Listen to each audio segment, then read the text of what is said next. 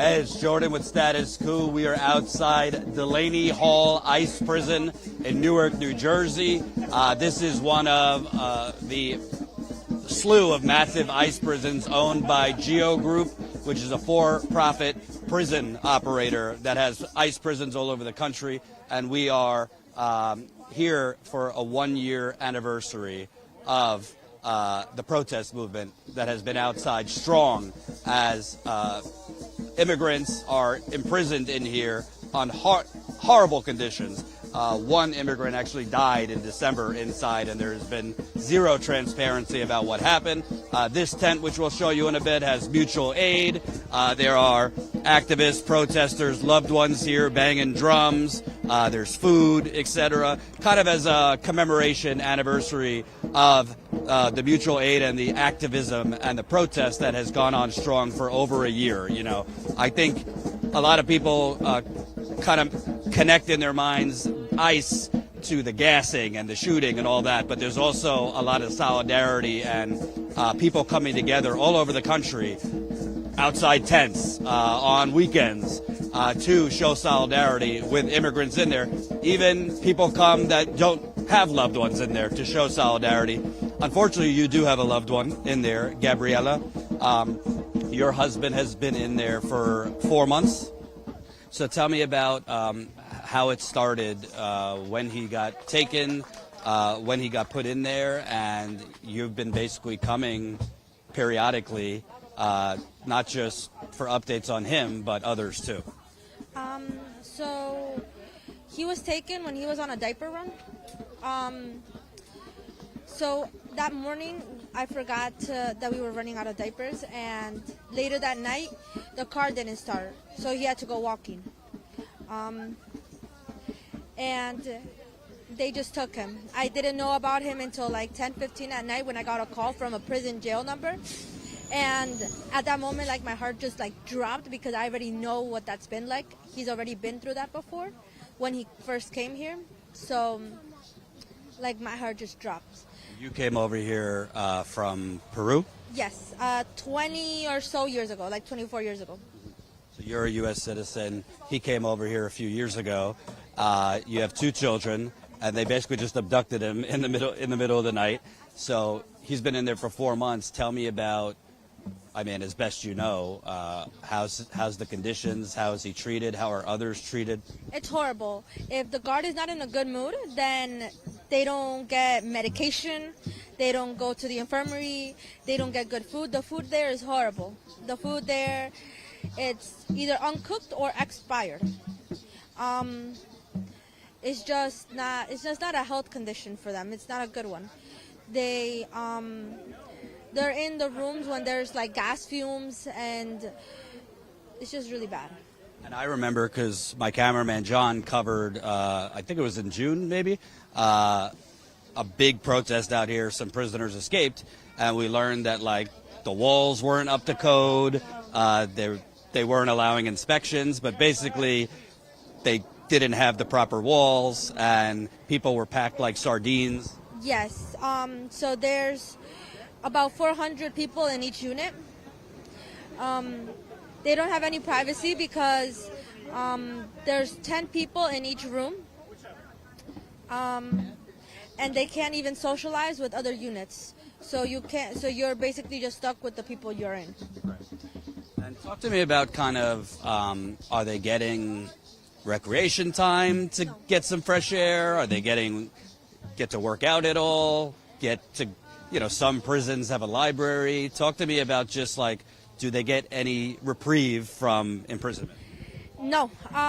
If the guard is in a good mood, then they do get recreation time for half an hour, but that's about it. They don't have a library. They don't have time to work out. They don't have anything. And for you, because my understanding is essentially there's no like scheduled deportation, so they could just take people in the middle of the night. How do you know, what is the process for you checking in on your husband to see whether he's been deported? When they don't call, when an inmate doesn't call their family members for 24 hours, they start panicking. It's something that you kind of have to keep up to date every single day.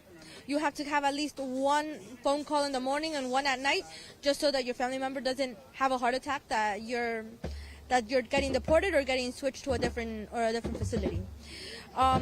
They start deporting people around 1 in the morning, but if they're switching facilities, they start picking them up at 3 in the morning.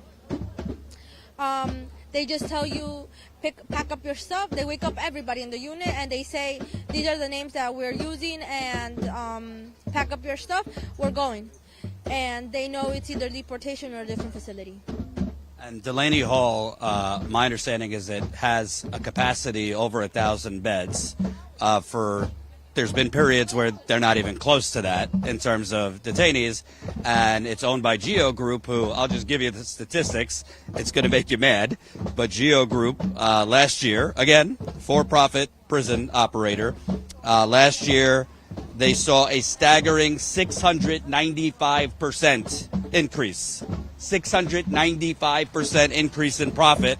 They earned $254 million in profit, compared to $32 million in 2024, and that profit's all from this increase in ICE prisons where they're giving expired food.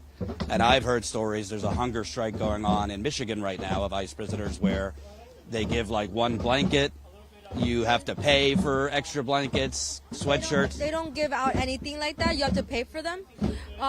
When they get them processed and they get them into a unit, they bring them in with like those like tank tops for men. And yeah, that's how they are until a family member deposits them to get a shirt, a sweater, or blankets or anything. And has your husband shared with you any of the kind of things that guards say? Because we know that in other prisons there's been some racist things said to prisoners, threats, taunting. So if the guard, so if they ask for like any help, like for example getting like medical or anything, guards say like, what the F, like you can't wait, just wait until I call you, or wait until your name is written down or something. And they just curse at you all the time. Sometimes they don't even care that they don't understand the language. They could say, well, what are you saying? And they don't care. They just repeat it again. Can we just show a little bit here? So right now they're doing kind of like a drum circle. This is kind of to mark the 1-year anniversary of really the protest movement outside Delaney Hall. So people have been out here in the spring, in the hot summer, in the freezing cold in the winter. People that are loved ones like Gabriella who have family members inside, activists who don't know anyone, don't personally know anyone, but are just here for solidarity. This immigrants' rights groups, local activists in New Jersey. Obviously, you see older folks, kids. So it's, obviously there's a lot of awful imagery when it comes to Trump's ICE terror, but there's also a lot of beautiful moments that don't get as much attention. So we wanted to show you that. Let me ask you, there's a human cost to this. You have 2 kids. So essentially right now you're a single mother. You shared with me also off camera that your mom is sick. How are you dealing? Because you have to work, you have to raise kids, worry about your mother, and like you said, panic about your husband. It's really hard because he doesn't have a TRO in place, so they can move him at any time. It's really expensive to deposit money to him all the time so that he can call. So you have to pay for him to be able to call. That's just unbelievable. A week I usually pay maybe 150 to 180 a week just for maybe 4 or 5 hours of a phone call. I just want to stress that our system right here is forcing working class people to pay. That's almost $200 a week, so about $800 a month, just for the privilege of talking to their imprisoned loved one. That is just absolutely outrageous. So you have to spend money on that, and I mean, I assume you still have to work, feed the kids, etc. So do you have support on the outside? No, it's just me and my mom, my dad, and my husband and my kids. And you're also taking care of your mom, who you said was sick. Yeah. So I have to work and constantly check up on her because she needs medication every 2 hours. And then come here, race a lot to be able to make it on time. If you come like maybe even a couple minutes late, they don't even let you in the visit. Yeah. Can you talk about your husband? He's been in here for 4 months. Has he lost weight, become more frail? How's his mental health? So they do a medical, like a medical examination, like every 2 months. So last month when they did his weight, he came here weighing 159 or 158, and right now, last month, he weighs 129. That's a big weight loss for a few months. Because they don't feed them. They don't feed them at all. So they're not getting enough food, and when they are getting food, you were describing it's often expired. That's why they got sick. They got sick. They start throwing up. They have like headaches. It's really bad in there. And also, we should note a Haitian immigrant died here in December after a day. He was brought in here, and 1 day later he died. And there's still no transparency about what happened. You know, ICE often says, oh, they had a medical emergency or a respiratory thing, and then you find out the guards strangled him to death. This happened in other places. And in that case, the Haitian immigrant, let me make sure I say his name, 41-year-old Jean Wilson Brutus, he was a Haitian national. He was brought in here. He died a day later, but there was a delay in getting him to the hospital. Was there any transparency on what happened there? No. So for them to take them to the hospital, they have to sign a paper up in their units that they need to get seen by a medical. Then however long they take them to the infirmary on the first floor, and then from the infirmary, if the infirmary can't do anything, then they transfer them to a hospital.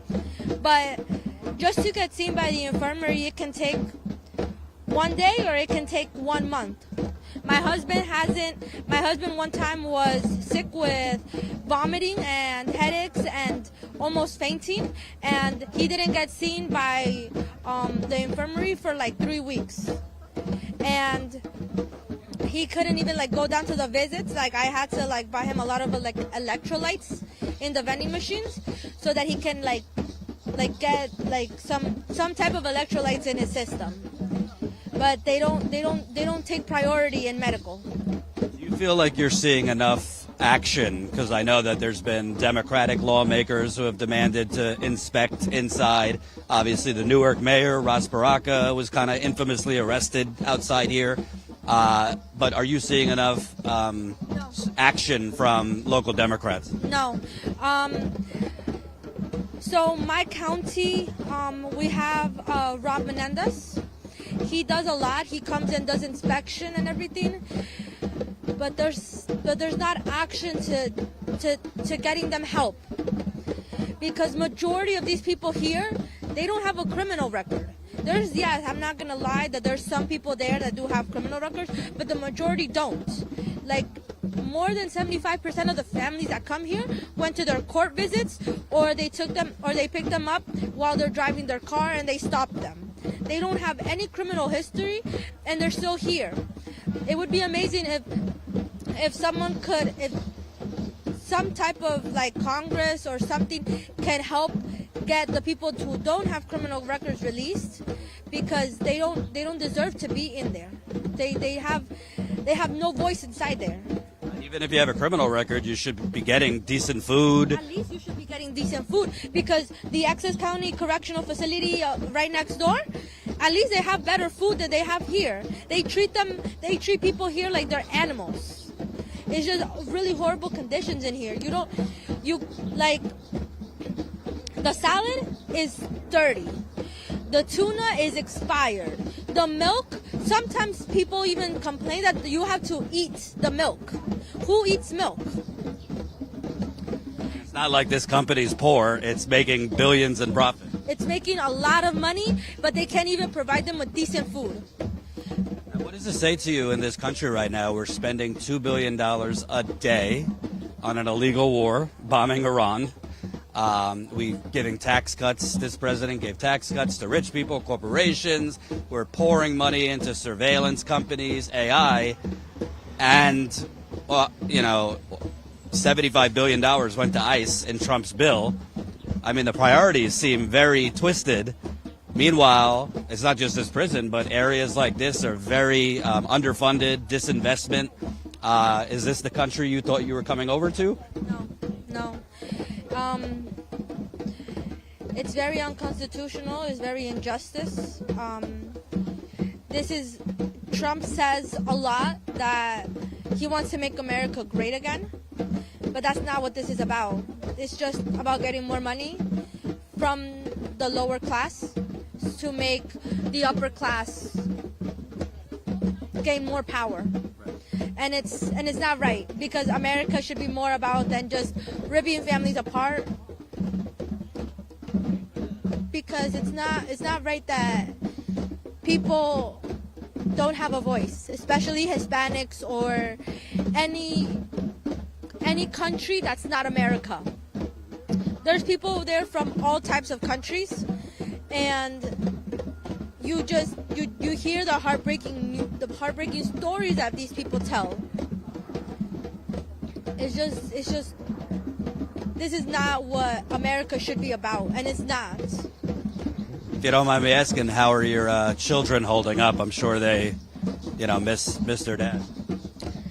My daughter is the most affected, but the immigration judge, Shauna Chen, didn't think that a little girl crying, "My dad, I miss my dad," is a good enough reason to release him.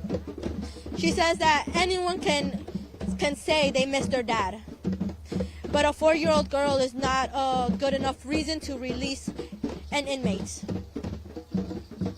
And what are your thoughts? Because we keep hearing from Trump and all his people, we're getting the worst of the worst, right? I mean, the data is overwhelming. Like you said, the majority have zero criminal charges. Coming here undocumented is a misdemeanor charge. It's not a felony. It just seems like they're just essentially rounding up brown people out of bigotry. It's not just even that, but there's people here with residency, and they're still in there. There's people here with residency. They arrested one time a U.S. citizen, but they had to let her go 24 hours later because they verified her U.S. citizenship. But they're arresting anybody right now, anybody. So it's not even safe for not even a U.S. citizen to be walking by, because they'll even arrest them. And my last question, kind of on a positive note, can you kind of describe the community that's formed? Start essentially as a protest movement, but you see people coming out here sometimes daily, activists, family members, children. Talk about kind of this network of people that have come together to support the people inside. So I'm a volunteer here in Eyes on Eyes, New Jersey. I started with just coming here to visit my husband, but now I help out the families because I'm sick and tired of hearing that these people don't have a voice.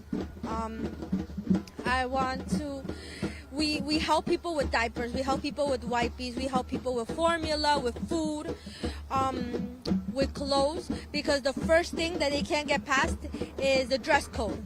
So we created a tent over there, like a changing thing, so that when they can't change, at least they go in the tent and they change. So you have that be wearing something specific to visit people there. You can't wear orange, white, black, or blue, navy blue. Why? Because that's colors of inmates. Orange, dark orange is for when you have a criminal record. White is when you have no criminal record, but it's just the color that they use inside there. And also the jumpsuits for the girls are orange. Navy blue and black is the colors of different units in there. You can't use any of them. And as soon as you get past the gate, the next step is passing inspection in the recreation center. And there they don't treat you well. They inspect you, they touch you all over. It doesn't matter if you're a girl, if you're a guy. You have hands of a guy touching you and feeling you everywhere. They feel guys too. And They're basically groping people. yes, kids even. Kids, especially kids, because they want to see that the kids are not hiding anything. So that's why there's like the community here. We help them. So we always tell them, if you don't want to keep your stuff in the locker because it gets stolen, you can leave it in the tent. You can tell us one like to hold it for you. We have come together so much to help every family here. I had so much help. So now I want to give back to them.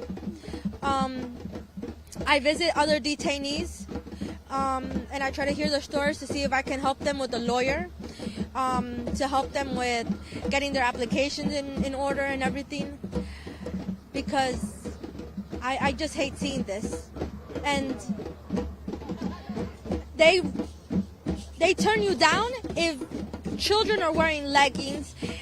They turned my son down because he was wearing a onesie that was too tight. They ripped up a letter from my daughter when it was her birthday to bring to her dad because they said that papers are not allowed. It's a letter. It's a drawing from a 4-year-old, and they ripped it up in her face. They yell at you when visit is over, and they pull the kids away from their fathers. They pull the kids away from their mothers. And I was told that there's a lot of instances where people drive from hours away to visit, and they're either turned away or they get a couple minutes. The first step is this gate. This gate is the first step to them getting rejected to not go in because they don't have the proper documents or they don't have the proper clothes. It's just that's why we come together here to help them. That's why we have like buckets of clothes in there in the front, so that way they can just throw something on and just go past. I'd like to ask you, because you hear this term detention center, and I don't think it is a detention center. It sounds to me more like a concentration camp or a torture camp. You're talking about essentially starvation, malnutrition, psychological abuse. It seems to me that's not the appropriate term, calling it a detention center. No, it's not the proper term. It should be called a concentration camp at this point, because the way they abuse these people so much, they give them 2 hours of sleep before breakfast at 4 a.m. They turn off the lights and around 2 a.m. Why is breakfast at 4 a.m? Because that's the time that they want to do it. And lunch is at 11, and dinner is at 2. And then after that, if you starve, you starve. So that's why when there's visiting hours at 4:30, 3 o'clock, 7 o'clock, families buy them as much food from the vending machine as possible because they haven't eaten anything since 2 in the afternoon. And they limit your time. When you're in breakfast, lunch, or dinner, they limit your time to 20 to 30 minutes. If the guard is in a good mood, 30 minutes. My last question, so the audience knows, could you just say a little bit about your husband, what kind of guy he is, father, give us a little insight into him, and his name if you don't mind. My husband is Martin Soto. This past Saturday, he turned 31. He's an amazing father, an amazing husband. He would do anything for his kids. He has done everything for his kids. And that still isn't enough because he's still here. He's very hardworking. He's responsible. I have known him for 10 years now. My birthday is next week, and when I turn 28, I will have known him for 10 years. We met on my birthday. We started dating on my birthday.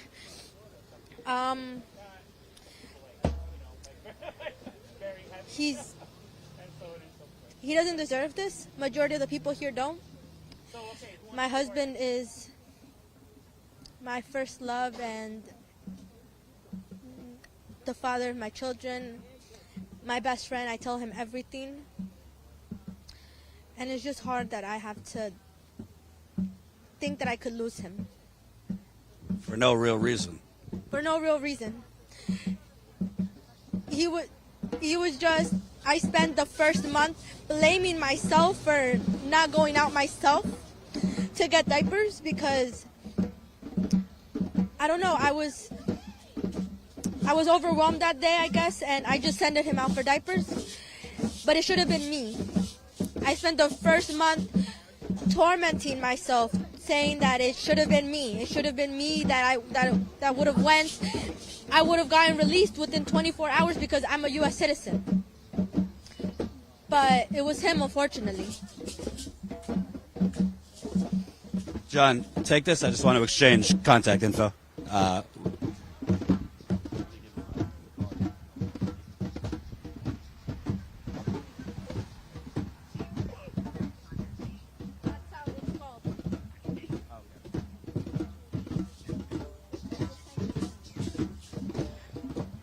All right, everyone, don't forget to smash the like button, share this live stream. We are live in New Jersey, Newark, New Jersey. This is outside of Delaney Hall.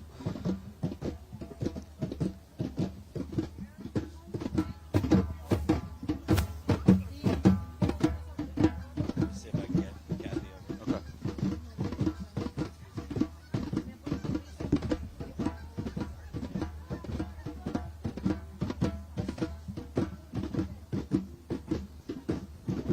Okay. Give us a minute here. We are grabbing another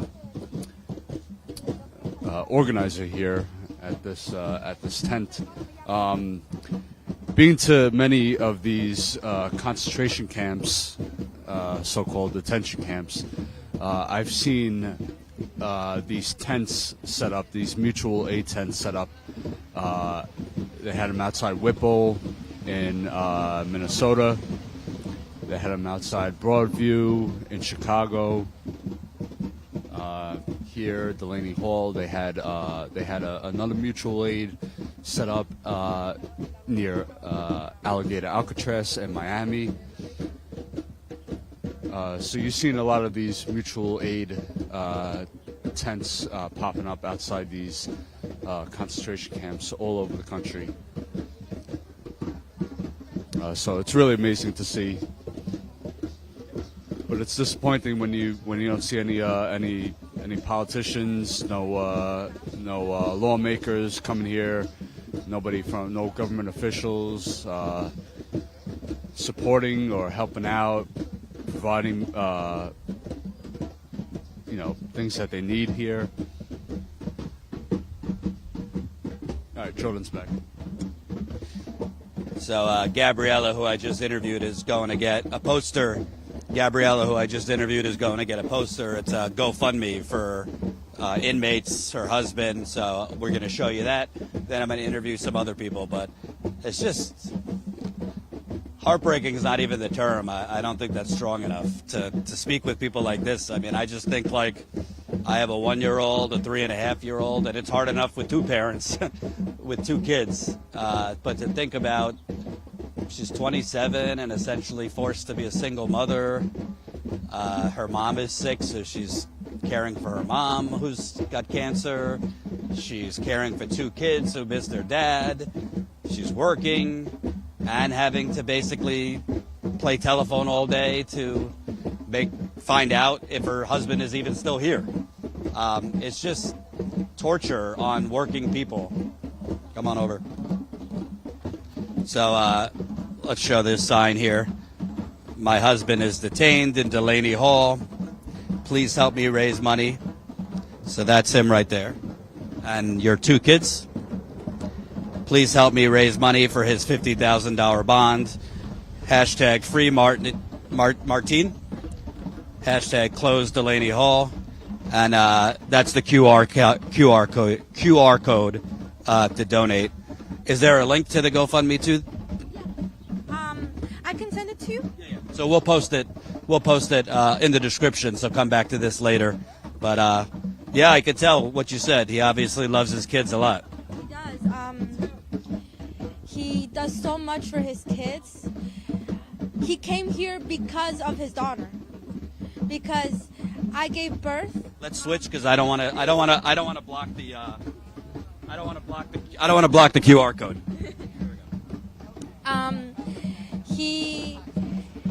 I gave birth to our daughter here, so she's a U.S. citizen, but he wasn't. He was still in Peru. So through the first year and a half, he was sending me money for her, and because he was in a different country, he was in Peru. I couldn't get her passport because obviously the father had to sign for permission. So he just came here because we couldn't have another way of getting the signature for him. So he came here to raise his daughter. He was still detained when he entered here for her second birthday. So he was here for her third birthday and he missed her fourth birthday. So he missed the first steps, the first words, the first year, the second year. He was only here for her third birthday and he's detained for her fourth birthday. He's done everything to be in her life, and it's unfair that he's here. No criminal background. No. My husband is a very good man. He has no criminal background. Not in his country, not here. He's a part of a community. He's part of a church. We're part of a church. Monte Sinai here in Newark. We volunteer in Kearney to help out different people. When my husband sees like a post that people need like yard work done, he doesn't even charge them. Like he just goes and helps them. He has experience in landscaping and construction, and when people need help with anything, he just helps them. He's not even a criminal. He doesn't have anything under his name. And what's really infuriating about this is you look in this administration and in Congress too, there's people breaking the law left and right. There's people illegally enriching themselves off of like insider trading stocks. Trump and his family are doing crypto scams. I mean, there's a lot of like greed and actual crimes being committed, but people with no criminal history are being locked up essentially just as kind of like a dog whistle to people who are afraid of immigrants. I have no problem, and if I had the opportunity to stand up to Trump and his administration, I would have no problem. I would rather be detained and stand up for the voices that can't be heard with these families that are being detained illegally than do nothing. That's why I'm here trying to help as many people as possible, because I can't stand it. I don't think this is right. It's not right. It's horrible, these situations, and that's why I want to help people as much as I can. What's your message to a lot of these Republicans who say, hey, if it's so bad, we're giving you the opportunity, your husband could self-deport? What would you say to them? Why don't you self-deport? Because this is actually not a Republican country. It's not. It's for everybody. You want to self-deport people that are doing the right thing? Are you going to come here and do construction and build houses for 10 to 12 hours and get minimum wage? No, you're not going to do that. You need people like us to build you a better country. So instead of bringing us down, help us, because you're not going to be out in the cold or in the sun doing these hard, impossible jobs when immigrants are doing these types of jobs. You're not going to be in a soup kitchen helping out for free when immigrants are the ones that are doing the volunteer work. We're the ones giving you giving you more power here, and you're trying to shut us down. Are you gonna do that kind of work? Are you going to do these types of construction, landscaping, anything out here for minimum wage? No. Farming, anything. They're not gonna do that. So why, instead of helping us, why are you bringing us down? We're the ones that sacrifice our families, sacrifice our health, just so that you guys have a better life, and instead of helping us, you're bringing us down. I just want to show this at the full so they could get the QR code. So, obviously, tough times for everybody, but if you got a couple bucks, throw it in there. Scan the QR code. That's Gabriella's GoFundMe. And can you kind of explain the $50,000 bond? So if you pay $50,000, they'll free him? So yes, but it's kind of hard because they only give him a temporary. They only give them like a temporary time. So the judge can say you have $20,000 bond, but they give you like 2 days. So the higher the bond, they give you more time, but it's kind of impossible. Yeah, I don't know many working class people who got 50 grand thrown.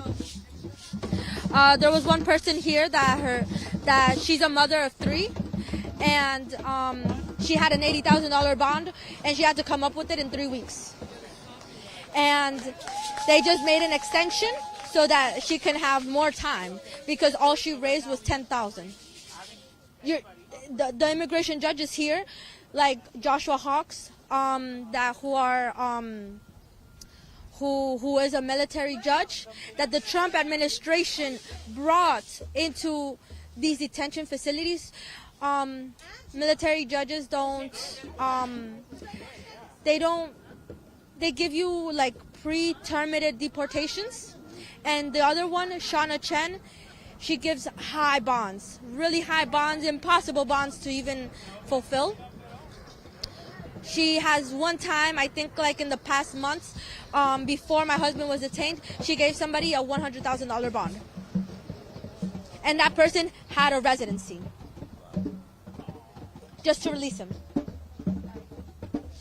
Do you feel, obviously, the focus right now is, the prisoners who are in there, but there's not so many Democrats that are even proposing to abolish ICE. No. There's a couple, but not a lot. And the reforms that they're talking about are really just like have ICE agents wear masks and, things that are good, but not exactly shutting down all these ICE prisons. And the proposal actually of Vice President Kamala Harris, her immigration proposal when she ran was pretty right wing, if you ask me. Do you feel like the Democratic Party, beyond just these prisons, is proposing humane enough and aggressive enough reforms on ICE? So I would have preferred Kamala Harris to have won, because she would have. She seemed like she was speaking the truth. That she would have closed down as much ICE as possible.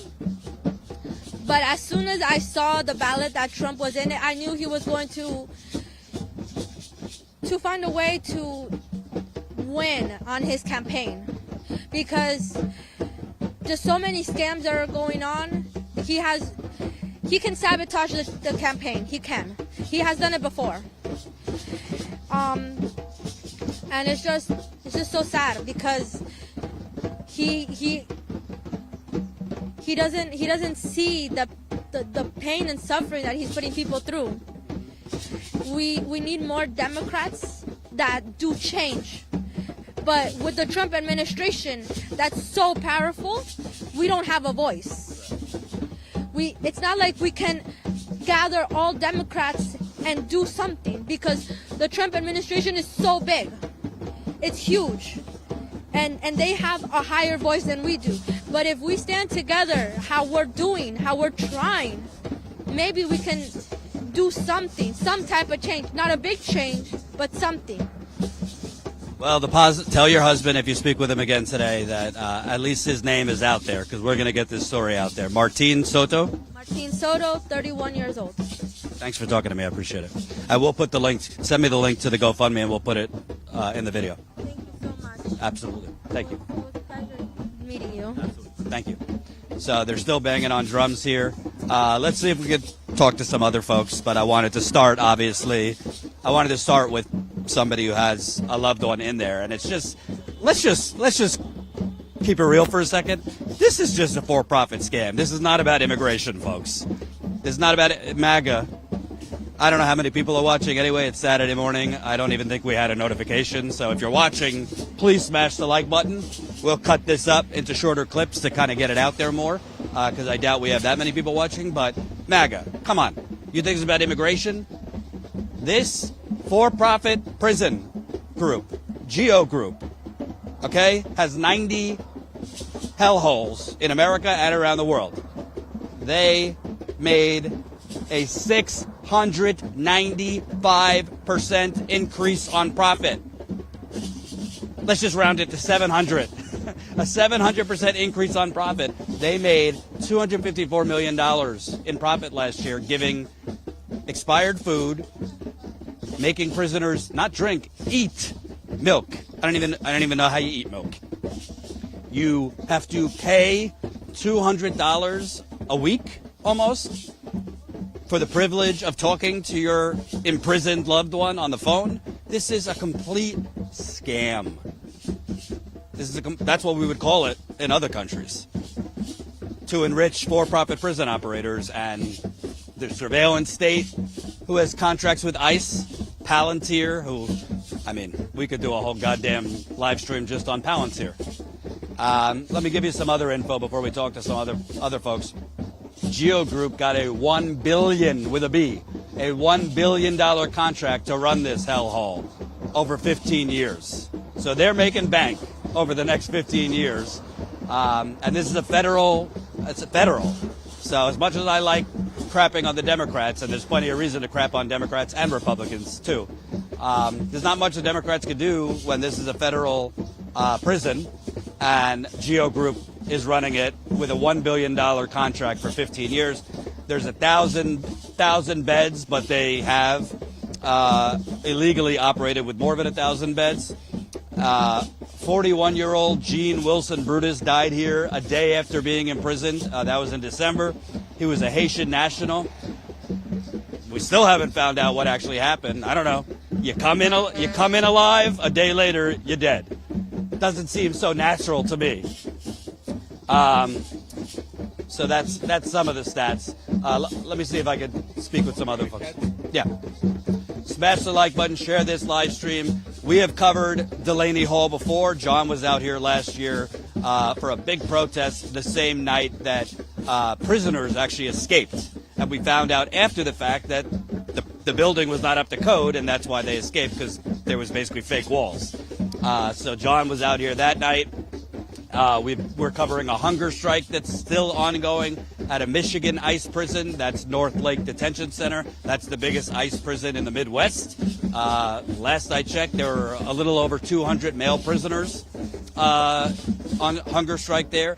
And female prisoners, over a dozen, have filed a habeas corpus petition based essentially on physical and psychological torture that they have experienced in that prison. We obtained the documents. This is all on our Substack, which you could sign up for free, statuscousubstack.com. We obtained the documents, and in one of the documents, a female prisoner wrote a handwritten letter where she described essentially peeing on herself as she was beaten in an ICE facility. So she was beaten so bad she peed herself. She described being starved basically for 20 days, only being given snacks. She described ICE guards basically taunting her with phrases like, "if you ever get to leave." She thinks that she was beaten physically because she's gay, and when they abducted her, basically she had LGBTQ placards and signs in her car, so they think that they specifically discriminated against her because she's gay. So that's in Michigan. Obviously, we've covered the ICE terror. I mean, John deserves multiple awards. He was on the ground in Chicago for 2 months. Minneapolis, we were there before Renee Good was assassinated. We were there the day Alex Preddy was assassinated. We were live for 4 hours after that. It looked like a war zone. I thought they were going to start shooting real bullets, to be honest with you. But we wanted to show this because I think with ICE and the algorithms kind of push out violence and action, so you don't see this as much. But solidarity is important too. So this is Kathy O'Leary, and you've been out here, basically for a year, right? Yeah, no, we've been out here for a year. I've been doing this for almost 20 years. There's people here who have been doing this kind of work longer. New Jersey has a very long history of fighting ICE detention. It goes back to the Clinton administration when the Elizabeth Detention Center first opened. That's an important note that we've had these kind of centers under Republicans and Democrats. Yeah, no, people don't always want to hear that.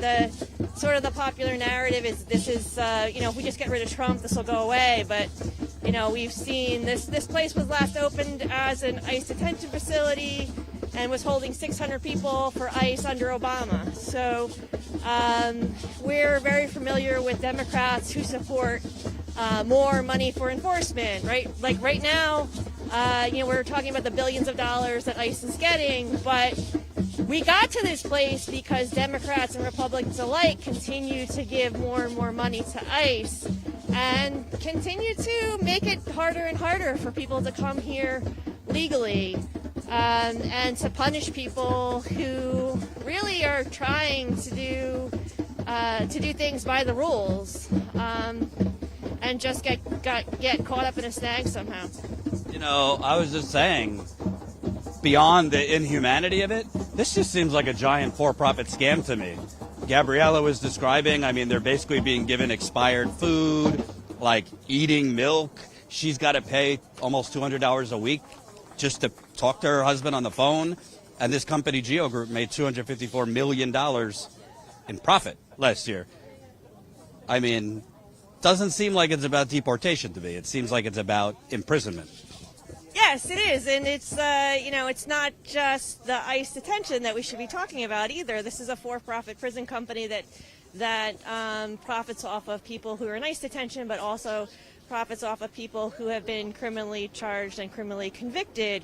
And we just see year after year, these companies continue to have contracts, and the federal government has known for decades that these places don't work. They don't help. They don't reduce crime. They don't reduce people's desire to come here, right? So what are we paying for? The only people who are getting rich off of this are the private prisons. But we have a system where money talks. We are in a capitalist system, and unfortunately, we're not valuing human lives. We're not valuing families. We're not valuing people. We're valuing dollars and cents. Can you kind of describe just logistically, because you've been out here, folks here have been out in the hot, in the cold, storms, blizzard, whatever. But how hard is it to actually figure out what's going on inside? If detainees are able to call, it just seems like it's really very difficult to find out what's happening at any time. Game of telephone. This is not just here, all the ICE prisons, but how do you guys kind of figure out what's going on, and even if people have been deported? Yeah, no, it is difficult to find out what's going on here for sure. And even like people who are able to call out to their families, those calls are monitored. We think they're using AI too to listen in on the phone calls because people are being cut off. Their phones are being blocked after they talk about conditions inside. So yeah, they make it very difficult for word to get out. But there might be kind of like some keywords in the system that AI is, boop, the line gets cut. Exactly. So it really we rely a lot on the visitors to tell us what's going on, what's happening with their loved ones. We do have people who do go in and visit, and we hear from the attorneys as well what's happening inside. So yeah, it's a matter of being here a lot, developing relationships with the people who are going in. and being and gaining people's trust, and putting all the little different pieces that we hear together, because there's also an awful lot of information that's not reliable that comes out, because people are they're held inside. They really don't have any access to they can't even see out those windows, by the way. So rumors start pretty frequently and run through the facility quick, and we just need to make sure that we verify what we hear too. And let's talk about beyond outside, people like you calling up local Congress people, senators' offices. You got Senator Andy Kim, Senator Booker, Congressman Menendez, Mayor Baraka here. I mean, it's not a secret what I think of the Democrat opposition, but do you think they're doing enough? We've seen kind of some speeches and photo ops. Obviously, the mayor was arrested outside here, but it seems to me folks here day to day are doing the work a little more than the politicians.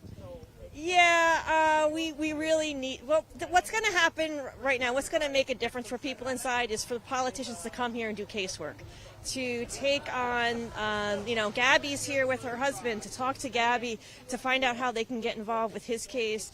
There's so many cases we have of people inside who have severe medical conditions, people who have cancer, degenerative neuromuscular conditions, seizure conditions, that are not getting their medication, that they're not getting chemotherapy, they're not getting physical therapy, they're not getting any of their prescribed medications, and they're suffering the consequences of that medically.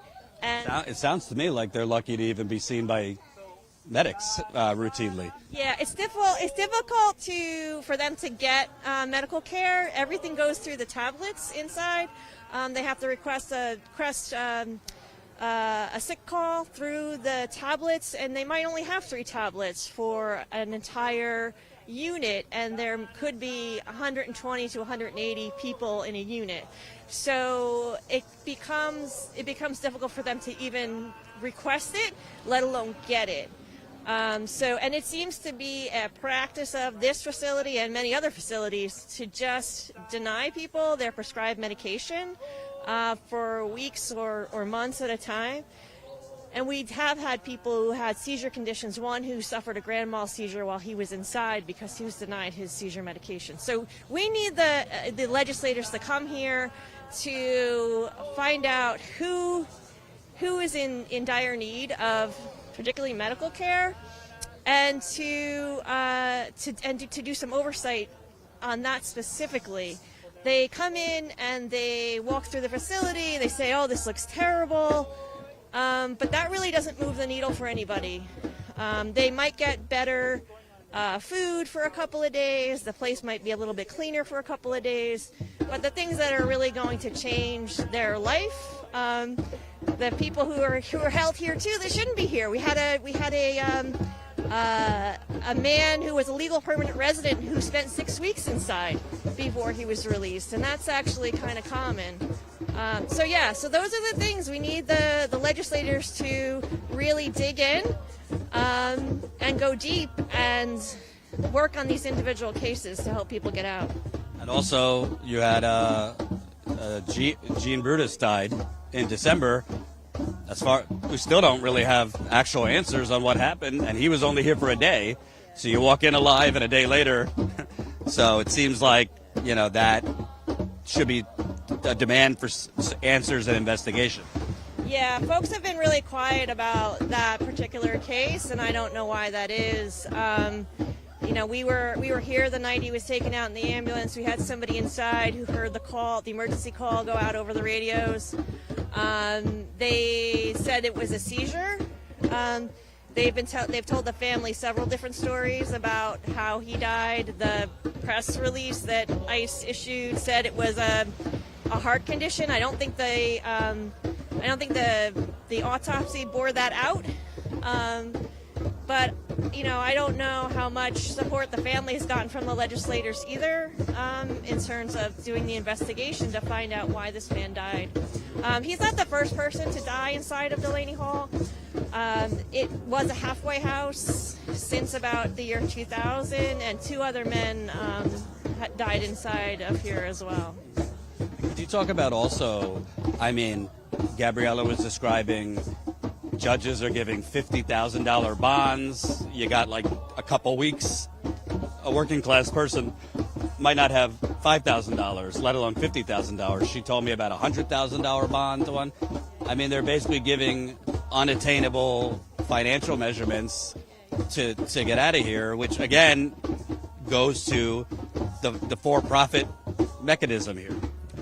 Yeah, the thing I think people need to understand, this is different. This is what makes ICE detention a little different than criminal incarceration, is that this is indefinite. Like, people have no idea when they're getting out. Like, when you're in jail, you've been convicted of a crime, you can count down your days, you know how you can reduce your sentence. But here, there's just no way to know what's going to help, what's going to help get you out, and that really messes with your mind. And it is actually considered a form of torture. So, and the bonds, yes, we've been seeing very high bonds. Cordia, she got a $100,000 bond. Thankfully, she had a very broad base of support, was able to raise it in a very short period of time, but most of the people inside don't have that kind of support. So we have a man who's an asylum seeker, has a $35,000 bond. He's never set foot in this country outside of ICE detention. He was taken as soon as he crossed the border. He declared that he was seeking asylum, that's international law, right? He didn't enter the country illegally. He was following a legal process, and yet he's been here for 16 months and now has a $35,000 bond to get out. And we're trying to we work very close to raising the money, and then ICE put a hold on the bonds. So we see that a lot too. Also, people are moved right before their bond hearing, which means they're in a different jurisdiction, a different court, and then may have to start over and file again in a different jurisdiction. People get moved right before medical procedures. They get transferred right before marriages that are scheduled. So, and these are all things and that GEO and CoreCivic profit off of that too, because they own the transportation companies. So the buses that come in and out of here, the vans that come in and out of here, generally say GEO on them, unless they say CoreCivic. And you pointed out something important, because in a traditional prison, you know you're sentenced, or you at least know when you might be up for parole. Here, I mean, you could be taken at 2 a.m, transferred somewhere else. You could be deported suddenly, and then how do the activists, protesters, loved ones even know when you were taken, where you were taken, what to do? Can you kind of talk about the chaotic nature of, I mean, anybody could be moved or deported at any time? Yeah, and yes, anybody can be moved and taken out of the facility. We generally, we'll hear from people inside that, they took 200 people at 2 o'clock in the morning. And then there is a system, there's called the ICE detainee locator, where you can look up somebody if you have their A number and their name. But that's not always working. I was talking to a family member a couple of weeks ago, and he was telling me he lives in Newark. Son was taken, was at Delaney Hall until February. Then he was moved, I think, to Texas, and now he's in Oklahoma. He actually got a bond, but they tried to file for the bond, and it was denied because he didn't show in the detainee locator. Even though the family was talking to him, and they knew exactly where he was still in this facility in Oklahoma, but because he didn't show in the system, he couldn't get access to this bond so that he could get released. So there's been a lot of cases like that where people are disappearing in the system for days or weeks, sometimes because they're transferred to multiple facilities over multiple days. So they could be in transit for 4 days, which means they're generally in the same clothes they were wearing. They aren't allowed to shower. They're shackled for most of the time that they're in transit. So it's not just you guys who don't know. There's been reports that a lot of times ICE doesn't know where people are, and they're losing their own. And they're tasked with, they're responsible for these prisoners, but they seem to be losing track. Yeah, no, people are disappearing in the system. So, and that's really, really unacceptable. I mean, I don't know who could possibly argue that this is about our safety, that this is about criminal justice, or in any way, right? There's no justice in what's happening here. There's no safety for the people inside, and they're not making our communities any safer by tearing apart families. And I'd love your thoughts, not to get too political, but there's been focus in the media recently about Melania Trump, and there's been accusations about her, many accusations, but one of them is she worked undocumented for years. She made money modeling undocumented. I don't hear peep from MAGA Republicans. She happens to be white. It seems to me like if it's white folks here, I mean, there's a long history of Irish folks here. They don't, without papers, we're all here.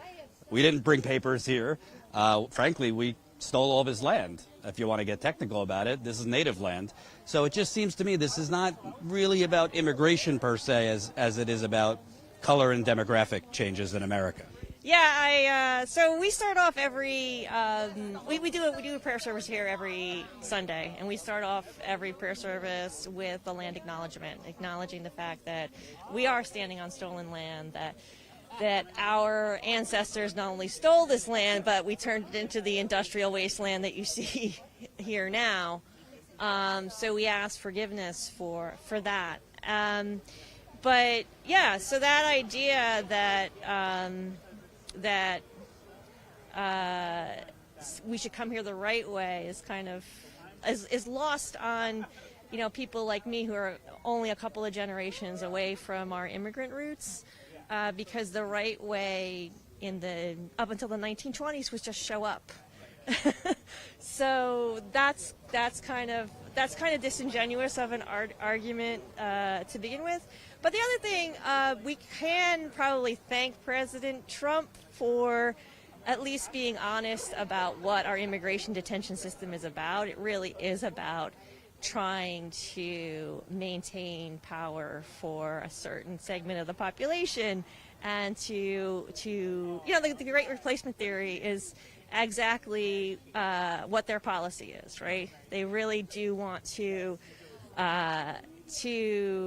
maintain power for white Christian men. My last question for you. What does it say to you? I mean, we're spending $2 billion a day to illegally bomb Iran. We're giving God knows how much money to these big tech companies for AI, hundreds of billions of dollars at this point, essentially to replace workers. Then you got the surveillance state. Palantir has contracts now with ICE, the IRS I just read. It's crazy. Tax cuts for rich people, corporations, all the local corruption. It seems like we're kind of in this Orwellian, dystopian moment here. To be clear, it didn't just start under Trump, but it's obviously accelerating. What are your thoughts on kind of the current state of things? Because you've been an activist for a long time.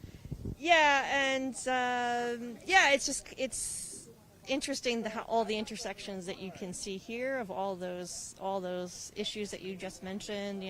I just talked about the environmental degradation, the environmental racism that exists here, the Palantir that's surveilling immigrants, but all of us, but also our Palestinian brothers and sisters, and the bombs that are being dropped now on Iran. But we have people from Iran who are inside the ICE detention center here now, and we were deporting people to Iran last year, right? November or December, we sent a plane load to Iran. People who were fighting the current regime that we're now bombing. So we're also dropping bombs on southern Lebanon. Well, Israel is, but we're funding the bombs. Obviously Gaza. So no, we've had Palestinians in detention here, who were legal permanent residents, but were stuck in the West Bank because of the bombing that was going on there, and just couldn't get out. So they overstayed they're only allowed to stay out of the country as a green card holder for 6 months, and they stayed longer. So on reentry, they were put in detention. So it's just like I said, there's all of those issues you can kind of see just by talking to the visitors who are here every day. And it's just if it weren't the community that we've created here, right? I think this is part of like how we're surviving all of this dystopian nonsense, is that we're coming here every day to create community with the visitors, with all of the volunteers. Can you kind of describe that? Because before we started, you said that there's hundreds of people involved with this kind of solidarity network. Just what's the day-to-day like? Yeah, we're here every time that there's visiting hours, so Tuesdays and Thursdays from 4 to 9, and then Saturdays and Sundays from about 7 a.m. till 7 p.m. We're here. We set up here in the Radical Hospitality tent. We have coffee. We have snacks and food for folks. We also are distributing diapers. We have some grocery store gift cards that we can give to some of the families so that they can help sustain themselves while they have a breadwinner inside. Out over in front of the facility, we have a group stationed with clothes so that if somebody's wearing something that violates the dress code, they can come out and borrow something from us and still go in to see their visit. So, yeah, we've been doing this pretty much solid for a year. We've built up, as you said, a volunteer base of several hundred people. And we're working in shifts all day to make sure that all of these different functions get covered. Which is amazing because, you got some retired folks, but there's a lot of people working too. So around your working hours and taking care of kids, you're coming here. So that's obviously, people are dedicated. No. We have a lot of people who've been here since almost day one, definitely since June when we really started. May we were here protesting the place, and then we started meeting the visitors and trying to advocate for them, and then June of last year was probably about when we started more of the mutual aid stuff. So, it's quite the operation. We have a large what we call core team of volunteers. People see my face a lot, but we govern by consensus, and we have a lot of people who work for organizations that focus on immigrant rights, and then a lot of people who are just like you said, retired folks, just moms and dads who are just giving a couple hours out of their time. Is it okay with you? Could we show people inside the tent? Sure. Let's go see who's inside. Going to try to show you kind of the quote radical. This kind of reminds me a little bit of when I was at Standing Rock, actually, because there was a lot of kind of these mutual aid tents at multiple camps. So it's nice. It's nice, This doesn't get as much attention as the raids and the protests with the violence. I was telling people before how, I see going to Whipple, going to Broadview, they have these pop-up tents for mutual aid. And you never see elected officials, participating in these. It's always the community that's out here doing this. So you can see some clothes, Could you maybe describe things for me? Yeah, so we have information over here. We want to help people avoid scams. We have Connecting New Jersey is a program for the state of New Jersey, connecting people to everything from rental assistance to food assistance to postnatal and prenatal care. Information on getting SNAP and WIC. Here's some donated clothes we have for just anybody wants to take. Just some of our storage. This is the food. We have a volunteer comes every Saturday and brings pizzas. And we have hot coffee, we have water, we have a battery generator down there and a kettle so that we can make the ramen noodles. I just want to show the signs because they're pretty badass. So you see 15-year contract, that's referring to Geo Group. They got $1 billion for a 15-year contract, which is criminal if you ask me. We've had it up to here with ICE, hashtag no ICE contracts. Then you got Newark first ICE. We refused to let ICE detain 120 immigrants at Delaney Hall. And actually I interviewed, why is his name escaping me, the leader of the local African Black Panthers a few weeks ago, because there was a really horrible scene in Newark where ICE caused a very, very, very bad, violent car crash around schools. So thankfully nobody was hurt. And there was a clash between ICE and the Black Panthers. And ICE seems to back down when people threaten to shoot back, which was interesting. Then you see, I think it says, no, we shall not. So you got, we shall not be moved. Love the radical hospitality sign. And this is also, obviously, I mean, it's a little bearable today, but for when it's cold, I assume people kind of congregate in here. They do, and when it's cold, when it's rainy, we also have diesel heaters that we use when it gets really chilly. And actually, it was super cold this winter, so we needed to heat the tent during the winter. And we have, for the cold weather, we have blankets and we have hand warmers, and we try to always have hot coffee and hot drinks. And we have then we have hats and gloves too that have been donated from the community. So it's a different setup for the winter versus the summer. Now will be we might have umbrellas if it's raining, but also umbrellas if people have to stand outside, which thankfully actually that's a big change that we've seen since we've been here.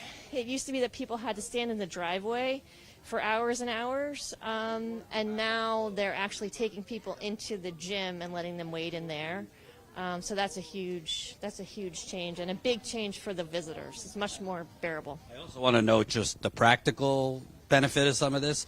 I mean, people right now with gas prices, healthcare, childcare, electric bills going up, grocery prices, diapers are expensive as it is, but when you couple all that stuff, so the fact that there's donated diapers is definitely a help to everybody. Yep, we have diapers, we have formula, we have wipes, we have toys for the kids. Just, again, making it bearable. Like, it's really heartbreaking to see the kids who are here, and it's rough being here. It smells bad. The trucks are here. Just driving up, I was like, Jesus, what is that smell? It's awful. Well, there's a waste treatment plant right down the street.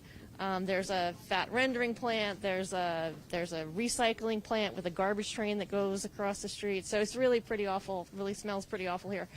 So, the kids are coming here to see their fathers, their grandfathers, their brothers, their uncles, and we want to have like some kind of a positive association, right? So to want to help with that however we can. We had a drumming circle here earlier.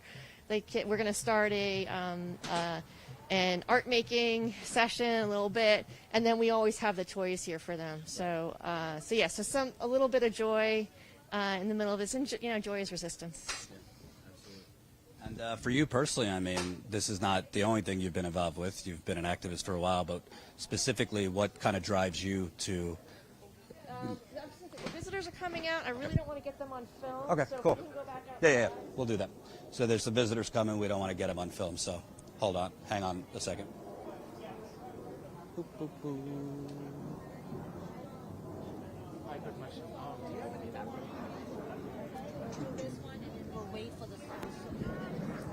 So we're just going to turn the camera for a minute because a lot of the visitors, rightly so, are concerned about being on camera for retribution for their loved one who's inside, which happens because this is a massive, massive surveillance dragnet going on. ICE is monitoring everything. I know they were monitoring us and our feed when we were live repeatedly in Minneapolis, Chicago, because we were pretty much the leading outlet live every day.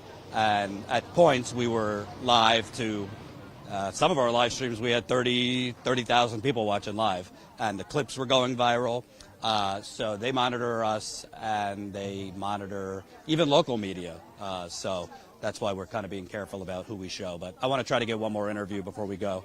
But this is a really cool setup, and I'm glad we came because it's important.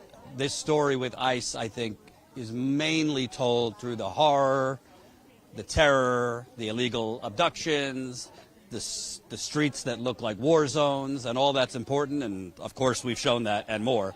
But I think showing the solidarity and kind of the everyday coming together of people is important, too, because I don't know about you, but we need a little hope.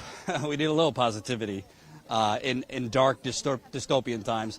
I didn't want to push it too much while we were talking to folks, but reminder, you see any other media out here? CNN ain't coming. MS Now is not coming. The New York Times is not coming. So Status Coup is the leading independent outlet on the ground covering what the corporate media covers up. This work unfortunately does not pay for itself. I do not have a giant money tree in my backyard to print money like the federal government. So our funding to cover these kind of stories comes from you, the people. Obviously tough times for everybody. So if you can't support us financially, no problem. Press like, share, comment. But if you can, you could support us for as low as $5 a month. $5 a month equals 16 cents a day. And I do think there's people out there that might have 16 cents a day for real, living, breathing, independent journalists, independent journalism. Yesterday, we were out across the country covering the May Day protests. John and I started on Wall Street.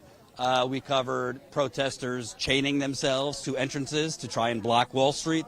I think we were the only major outlet out there. So we were live for that. Then we were live in Chicago covering another May Day protest.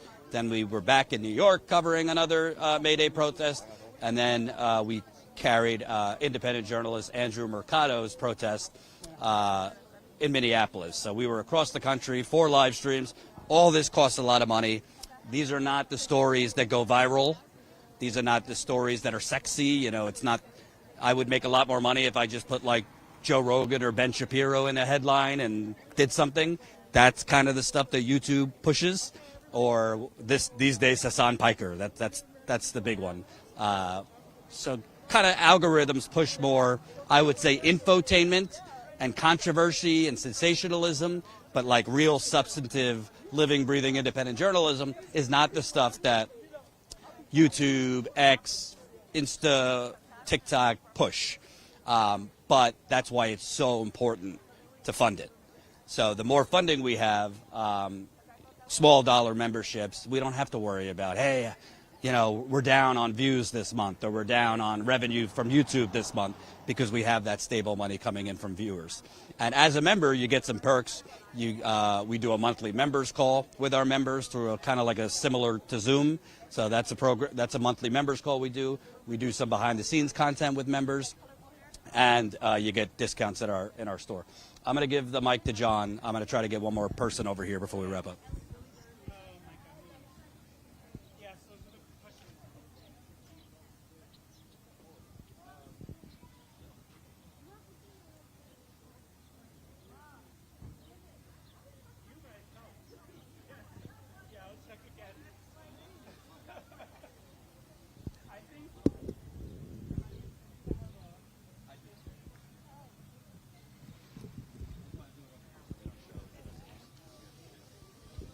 So what's your name? Deborah. Deborah.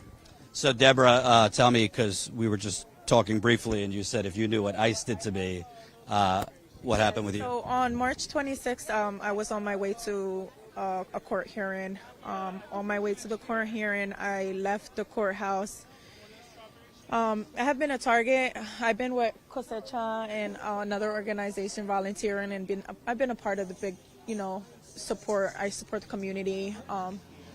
My brothers and sisters, I love my Hispanic community. They had targeted me by pulling my plate over one day, so I stopped, thinking that they were officers, when I realized 9 agents jumped out of the vehicle telling me, Deborah, go home. I'm assuming they knew my name because they ran my plate, and it's, my plate belongs to me. So basically they were surveilling you for a bit because of your activism. Correct. So previous to that, I had got a phone call at 7 o'clock in the morning. I was on my way to daycare, taking my 4-year-old child to daycare. when my stepson called me and said ICE had came to the house, and I'm like, okay, I will be there in 2 minutes. I literally got there, and I guess they didn't realize my car, so they didn't realize who I was until I got out the vehicle, and then that's when they approached me by saying, Deborah, go home, get out of here. And I'm like, no, you get out of here, get off of my property. If you don't have a warrant, then you don't belong on my property. And they had like this metal thing to break the door, and I'm like, we're not fucking doing this here. Like, exactly my words to them. I'm like, we're not doing this here. You're not gonna about to break the door. And Your kid was there? so yes, my stepson, he was there along with my other children. Unfortunately, my stepson, he signed his voluntary deportation. He was taken to court civic. This was probably about 2.5 months ago. Just recently, my husband now is detained after they picked up my stepson, and they have been pulling me over and antagonizing me. My husband was pulled over. We were on our way out of court. I asked my criminal attorney if he can take us in his car. On our way out of getting out the property of the Superior Court in Bridgeton, I seen 3 cars follow us out of the court, one like jumping in front of us, trying to cause an accident. So I automatically knew it was ICE. We stopped. He showed his credentials, like, listen, I'm an attorney, show your warrant. If you have a warrant for my client, please show a warrant. We proceeded to ask several times before they were like, put the fucking window down, open the doors. And I'm like, no. And I kept like pressing the lock button. I'm like, we're not opening the doors if you don't have no warrant. They took a metal crowbar and they broke the windows to my attorney's vehicle, along with Den in his vehicle down in South Jersey. So we're from Vineland. Now, just recently on Thursday, my husband and my best friend, with their contractors. Is your husband detained here at Delaney Hall? Yes. So her husband was detained on Thursday morning, and they said that they picked him up because of me. That they've been watching that he hangs out with my husband, and that the reason why they picked him up was because of me. So now these agents are targeting not only my families, but my loved ones, my family. Basically, they're doing targeted, imprisonment, not because, somebody might be undocumented, but because somebody might be related to an activist who's been protesting their abductions, basically. Correct. Wow. So I reported it to the Attorney General. Yeah, I reported it to them. I did a declaration with them, and hopefully they're gonna take care of the situation of what's been going on. Enough is enough, and something needs to be done, because it's not okay. It's not okay. I have a son that's on life support. My son is 6 years old. He's on a life support machine. He has a service dog. He has 2 types of seizures, and it's not okay. Like, I don't work. The father is the main income for the house, and it does impact me, and it does bother me that these ICE agents, not only once did I have to move, not only twice did I have to move, but now this is my 3rd time moving, because they keep harassing me. They come at 8 o'clock in the morning, they come at 12 o'clock at night, like, they have no life. Can you kind of talk about your husband? How long has he been in America? Did he have any record, and how's he doing inside? So my husband's been here 25 years. I petitioned for him. He's my husband. I have 3 children with him. I petitioned back in 2016 with him to give him the green card for us to have a better life, not only because of my daughter, but also because of my son's conditions. Right now, he did previously have an accident. There was no charges that were on him. He didn't become guilty or not guilty of the accident, and they picked him up. So right now there's no guilt. We didn't even get a chance to go to court or anything. Our first court appearance was just to go to court and have representation, and when we left that day, that's when we were targeted. How long has he been imprisoned? He's been here for a month and 5 days. That's got to be incredibly tough on you with 3 kids. One of them has a life-threatening condition. Tell me about how you've been holding up. So I cry every night. It is hard, especially knowing that my son can be triggered by getting upset. Like the seizure condition he has, either he gets too excited or gets upset when it triggers him to have seizures. It does have a big impact on us. My daughter, she hasn't been focusing. The school has been calling me that they're in therapy. They have been crying. It does make a big impact on the children, and not only on the children, but on the spouses. And economically, I mean, you're a full-time mother. He is the breadwinner, so, I mean, gas, groceries. Yes, and I live 2 hours from here. So I come to visit him every week. So it is very rough. And I have to do it for my children. You have, family, friends, supporting you emotionally, helping you out in any way? I have the Mexican embassy that has been helping me. I'm so thankful for them. I also have my brother-in-law, but other than that, no, I don't have family. What does it say to you? I mean, you said like 9 agents kind of like swarmed your car. They're breaking your windows. Yes. At one point, I had, when they took my stepson, I had went to where they processed them in Mountain Laurel, like their processing center. And I had officers telling me they should put their DICK in my mouth. Very disgusting. Like, this is how these federal agents, if they're deeming them to be criminals and they're bad people, then what are these agents? They should be given a better example of their job and the type of job that they're holding. They shouldn't be going around telling people that, especially when there's minors in the car. So ICE agents basically threatened to sexually assault you? Correct. And I have reported that as well, not only to DHS multiple times, but I also reported it to the General Attorney's Office. And also, we have no idea who these people are. There's very little vetting. They get a $50,000 bonus. A lot of them, frankly, are failed cops or, unemployed. So we don't know who exactly gets a gun and a badge from ICE. And that's scary, too, because in the situation with my husband, not only did they bash the windows to my attorney's car, but they also did entrapment. They trapped me in my vehicle between 2 officers, a female and a male. They held my door closed so I didn't come out. That's entrapment. And also with that, you can see the guy consistently going for his gun. You can see him pointing his hand towards his gun and holding his gun. I don't know what his intentions were, but I have been harassed multiple times by these agents, maybe 6 times. Can you describe, because I was talking to another wife, she was saying she's got to pay almost $200 a week just to talk to him on the phone because you got to keep putting money in to talk on the phone. Are you able to talk to him periodically? Yeah, so previously, ICE just blocked my call last week. Don't know what the reason was, but they blocked my call. Supposedly, the first time they block your car is supposed to be free, but they had charged me $25, which I paid the $25 because they're not going to stop me from talking to my loved one. Also, he has been threatened along with my stepson that they're going to keep moving him. I don't care how far they put him. I'm going to see my husband. He's my loved one. I will travel to see him. But yeah, I do put commissary, I do put money on his books, I do put money on the tablet, so we're in communication. Obviously not good, but how's he holding up in there? I hear the food is awful, other things? For the most part, he's trying to stay strong because of his children. It's easier than said for us to go to a better country. I would love to live in Mexico and live a better life, but unfortunately, because of my son's circumstance that he's on life support and that machine is what keeps him alive, it's hard. I would never be able to afford coverages in Mexico. That's what's holding me to say, hey, let's just go. So basically, if you could, you'd leave America. Correct. I would live a better life in Mexico. I travel to Mexico. I love Mexico. And I think that's something that's increasing now, where people who came here for a better life are being like, fuck no. This country is becoming, worse and worse, and people actually want to leave. Yes, I agree. I think it's a better life to live out there. I think, my husband, he's diabetic. That's another reason that I want him out, because in certain detention centers, they're not giving them their medication. I'm greatly and gladful that he is being attended here. They do give him his medication.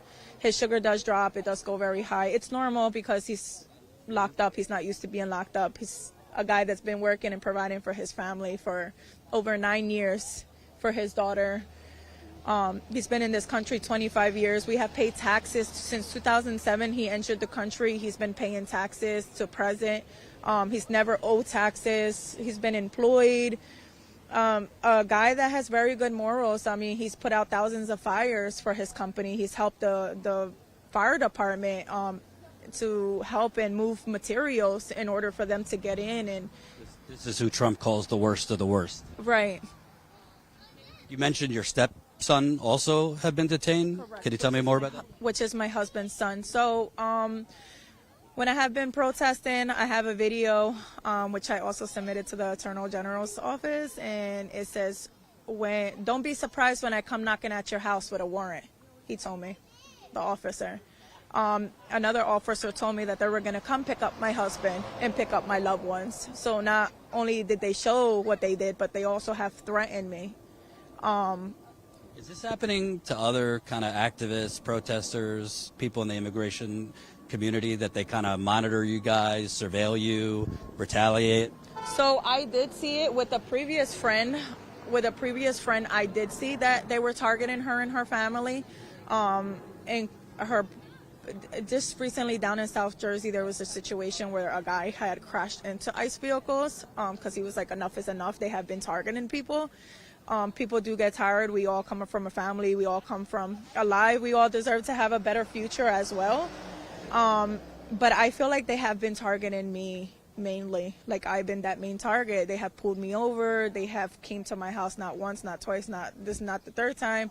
I have moved. I have relocated because of this agent. Not only am I paying relocation fees for moving from one spot to another spot, my children are in fear. They're traumatized, saying ICE is at the window at 12 o'clock at night. Even though they're not there, they're traumatized. It's not okay, you know? It seems to me all this money that went to ICE, they don't have anything better to do with their time. They're than harass, threaten to assault you. It seems like they're basically spending a lot of their time threatening and intimidating people like you. Yes, and that's the sad part, because again, they should be given some type of example if they want the people to do better out here in the community. And if they're such worst of the worst, then they should give the example that they want other people to lead after, not sexually assaulting while there's children in the car, you know? How did you respond when they threatened you? So I was like, that's nice. There was times that I've went there and the agent's like, I have something coming for you. Wait right there. Wait right there. And I'm like, what are you threatening me? Like, you can hear me in a video. Or is that a threat? Is that a threat? I have other times where the ICE, they have entrapped me inside the facility, the ICE where they process people. They have trapped me in. I have had times, I have dash cameras all surrounded around my car now. It's sad that I have cameras in my house, cameras outside of my house. I have dash cameras surrounded all around my house. 360s recording 24 hours a day because I don't trust them. Have you gotten any response from the Attorney General or other local politicians about your husband in this case? Yeah, so I have been interviewed by probably like 25 news companies. I definitely have went viral. It's kind of a little bit weird too, because I had 1.6 billion of views on my live. And just recently, my Facebook was deactivated, both of my accounts. So they're definitely tampering with my social media. Never had problems with my social media, and now Facebook was just out of nowhere deactivated? Correct. Did you get like a message from Facebook on you violated rules or something like that? Yeah, they said that I violated rules. But they didn't tell me what rules. Normally, when you violate, they'll tell you what the reason was, but they didn't give me a reason. Mark Zuckerberg seems to be like that with the president, so maybe that's what's going on. My last question for you is kind of like, what does it say to you that right now we're spending $2 billion a day to bomb Iran, all this money for imprisoning? It's crazy and it's sad because there's children in need. There's children that are really in need, such as like my son. Like, there's not enough funds out there. Dad doesn't receive no state insurance. We don't receive any help besides me getting help now because my husband is detained. Them funds could definitely be used for children in need like my son. My husband pays his insurance, and it's not cheap neither. It's just, they take out $200 out of his check every week, aside of what he pays in medical bills for his child. I'm disgusted. There's no trust in these federal agents. It's sad that I have no trust in them. I would never put my trust in them. I fear and fear. I fear for my life, honestly. I don't know if they're capable of shooting me or putting me in a situation where they're going to harm me and my children or my family. Do you feel like you're being kind of monitored on a daily basis? I'm definitely being monitored, for sure. Thank you for speaking out. I appreciate it. What's your name again? Deborah. Last name? Gomez. Thank you. Thank you, Deborah. Take this. I want to exchange info. Can I show you a video real quick? Let me just run and get my car.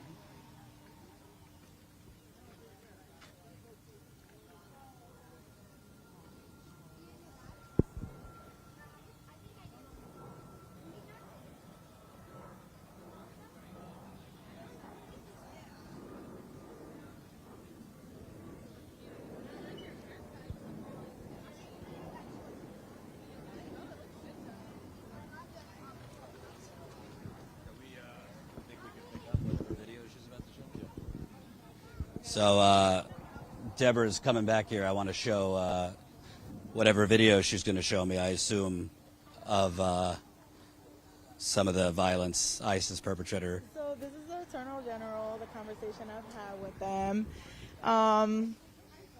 This was this recent. I also had the FBI come to my children's bus stop, and he said, what a coincidence that when I got behind him, that I happened to be the wife of the person they were looking for.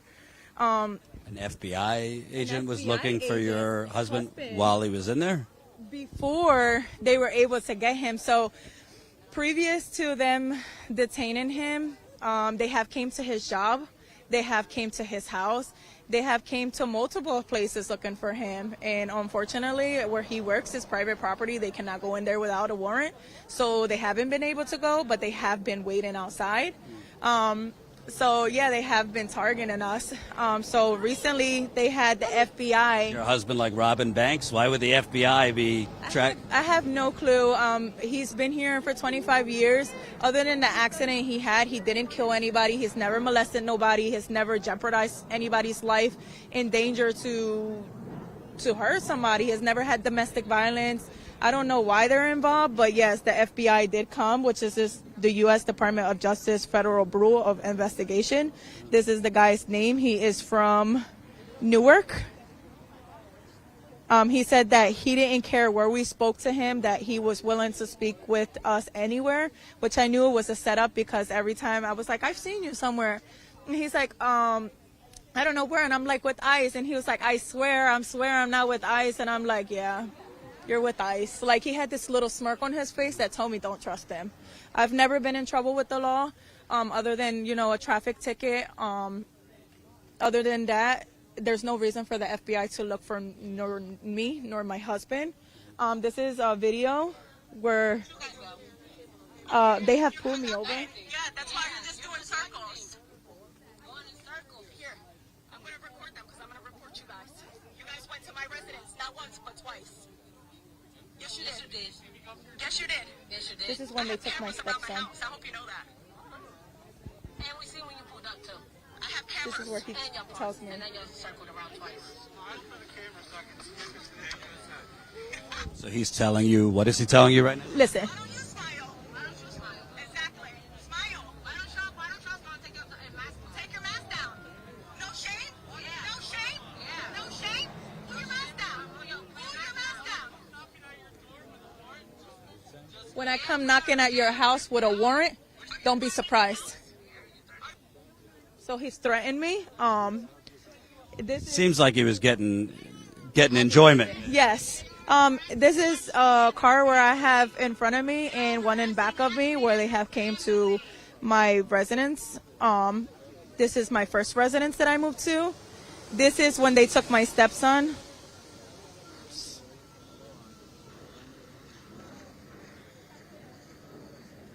They took my stepson here, which they had him right here.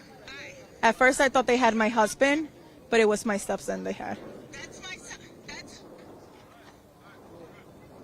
Where is your stepson now? He's in Mexico. He's self-deported. That's my husband. He's in process of immigration. I thought it was my husband that they had, but then I found out that it was my stepson. But there was also agents back there. Look, there's one, there's 2 cars, there's 3 cars. And they like you. Yes. Get the fuck out of the property. Get out of the property. And they had no warrant? No warrant. And they said that they took him because they couldn't get my husband in because it was his son. This was in Bridgeton, the day that they broke my windows. So my attorney's car. That was me yelling like that. I was so upset. These are the same agents that have been targeting me for months. Yes, in South Jersey. They had also entrapped me. They held my door. Were your kids in the car with you? No.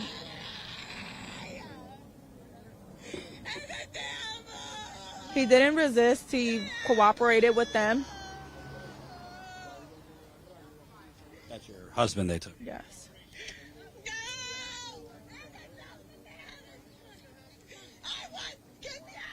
They searched his money, took his money out of his pocket and threw it at me. That's why I was kind of tumbling for my phone. And then she said that I hit her. That's my criminal attorney that they broke his windows to.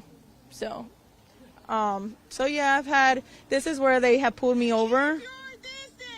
I didn't know who they were until I found out that they were ICE. Keep your distance. Deborah, go home. This is ICE. This is ICE. How do you know my name? How do you know my name? How do you know my name? Are you harassing me? Are you harassing me? But look how many agents there is. I mean, as you can see, it's been multiple of issues. Can I ask you, just kind of like as a woman, when these masked men kind of swarm around you, that's got to be pretty scary. It is. It's very scary not knowing what they can do, especially where I have had agents touch their guns. I have had agents sexually assault me. It's been very, very, very scary. You know, I feel bad for a lot of people that are in my position, and I'm a firm believer in God, and I ask God, why? Why is this happening to innocent people? Why? Why us? Out of all people, why us? Why did it happen to us? A great father that's been here 25 years, doing absolutely everything right. He has never been in trouble with the law. He went from one position to being a manager in the company, from the company willing to put up bail money, helping with attorney fees. Just very, very, very nice people that, you know, they have been more not only as an agent to my husband, but they're more family to us, family that I don't have that they have been a part of. And now, in addition to being imprisoned in there, he's got to deal with the fact that his son basically had to self-deport. So emotionally, he's away from you, the kids you have together. His son had to leave. I mean, this is just... On top of that, he's diabetic, so it doesn't help. His sugar rises, it drops. They gave him insulin here because his sugar is dropping extremely. Like, it will go down to 40, 50. I mean, it's very dangerous. Possibly knowing that he can go into a diabetic coma. He has went into diabetic comas, and the grace of God, he's alive, you know, and I'm very thankful he's here. But doesn't mean it can't happen here, you know. What's your message kind of to a lot of these right-wingers, Trump supporters who say, well, you know, it's the law and they broke the law and yada, yada, yada, but...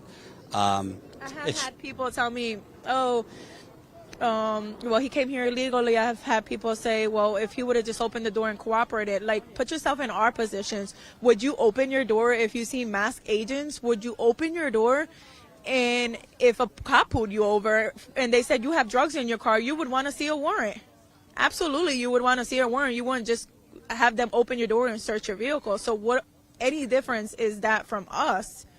You know, we have a family to provide for. Not everybody's a criminal. Yeah, I agree. If somebody's a criminal, they're a molester, they have sexually assaulted somebody, they have killed somebody, they have beaten on a woman, yes, take them out. I do support that. But people that come here and they bust their ass for this country, especially in the people that are working in the camps, 100 degrees, leave the families alone. Let them have a life. Let them provide for their family. We all deserve to provide for our family.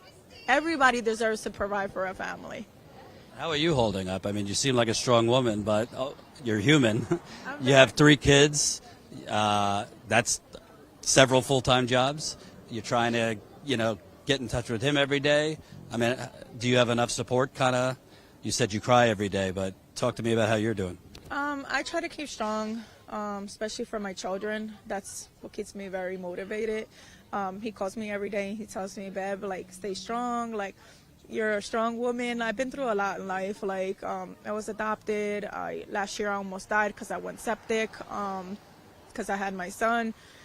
So I'm very thankful to be here, and I'm gonna continue to fight, not only for my husband, but for other people that are in positions like my husband. I'm gonna continue to fight, and I'm not gonna shut up. I'm not gonna continue to stop fighting for our community that needs us. Thank you very much. I just want to exchange info.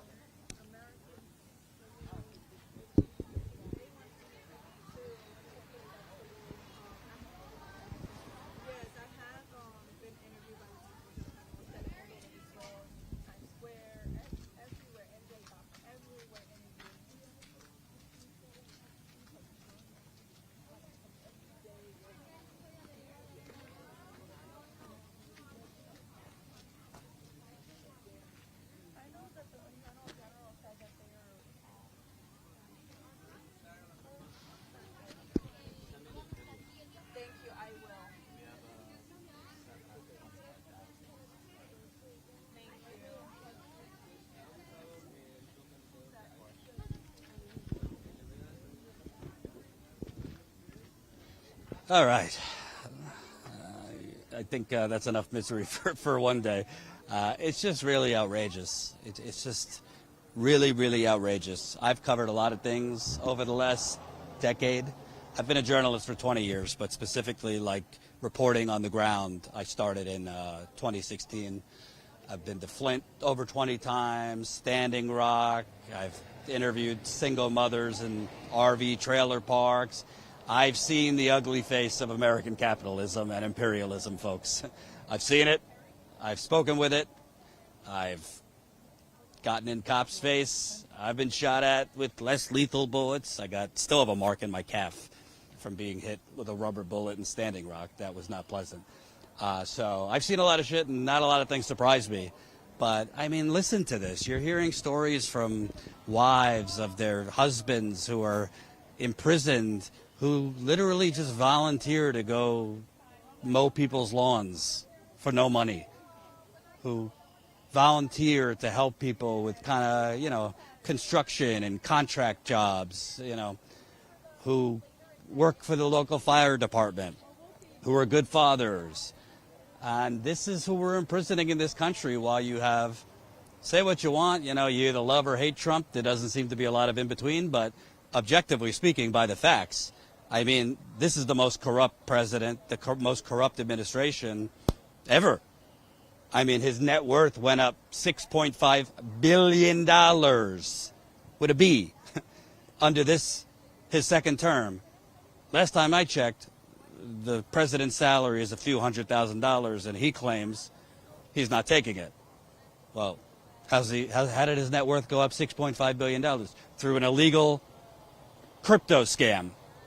He's doing pay-for-play pardons, where he's handing out pardons to convicted criminals like candy in exchange for money, essentially. He had a dinner with 200 people at the White House. You couldn't even get the list of who was on there. Essentially, people who invested big money in his family's crypto company. That's who got invited to this dinner. We could keep going down the list. His son, Don Jr., we heard so much about Hunter Biden, right? Hunter Biden. Yeah, Hunter Biden, that was corrupt. Let's call a spade a spade. He was getting $50,000 a month sitting on a Ukrainian oil board while Joe Biden was president or vice president. Obviously, that was corrupt, too. Let's take off your blue hat for a second. But Don Jr. just got a $600 million Pentagon loan. You think he's going to pay that back? You think the Trumps are paying back the loan? He just got $600 million from the Pentagon for his little, whatever it is, AI surveillance company. I don't even know what it is. I mean, any one of these things that I just described, if it was a Democrat in office, Republicans would be screaming for the death penalty. Meanwhile, you got wives whose husbands are being abducted. This poor woman was literally threatened. I'll put ICE agents saying, we'll put our dick in your mouth. They're breaking the windows of lawyers. This is the kind of stuff, if it was happening in other countries, you would call this terrorism. Or you would say, oh, this is criminal cartels doing this. It is a criminal cartel, the U.S. government. The worst cartel of all. You got Wall Street, that's one cartel. You got Big Pharma's another cartel. And the U.S. government's in thick as thieves with all of them. And where the hell is the media on all this? The media parachutes in and out. You know, the media came into Chicago for a little bit. John could tell you, while John was getting tear gassed and barely breathing and suffocating, while they're getting, John and our reporter JT are get flashbang grenades launched at them and pepper balls and rubber bullets. The media's like the ones that showed up, they're all the way in the back. They're not on the front lines. The media's not showing up to solidarity events and interviewing people. They'll come, if they come, do like a quick interview, gone. And you'll see 10 seconds of that interview on the news. So this is why we exist, to cover this stuff. And it's not the sexy stuff. You know, I sound like a broken record, but these are not the stories that tend to go viral. But these are the stories that matter. So that's why we do this. So please support us if you can. Statuscoup.com/join. You can become a paying member for as low as $5 a month. I know the audience wasn't huge today, Saturday morning. I don't even think we had a notification go out. So we will cut this up into shorter videos to get this out more. But this is super important. We will stay on this. This is one of the bigger ICE prisons, but there's ICE prisons all over the country. And if Trump leaves one day, we're going to have some truth and reconciliation, because God knows, we don't know. I mean, there's people we don't know. They've been lost in the system and abducted.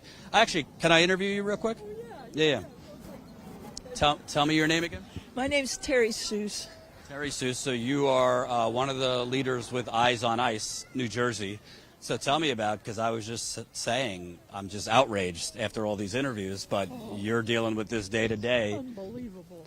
Tell me about your group. I'll just tell you real quick, this is our year anniversary of being down here with somebody here every day from New Jersey to keep an eye on this facility and to welcome and greet the visitors. And whenever they come, or whenever somebody's released, we try to have somebody here. And I came down here a year ago with this little handbill for the workers, urging them not to work here. If they don't have workers, they couldn't have a jail, right? So, and on the back it says, every major religion says, welcome the foreigner. How did we get here? This is a question, this is a call to conscience for America. This is pathetic. From the people you've interviewed, you know, this is the young heart of America. My grandparents came when they were about that age. Many people's grandparents came from all over the world here. We know how hard that is, and we know how important that is.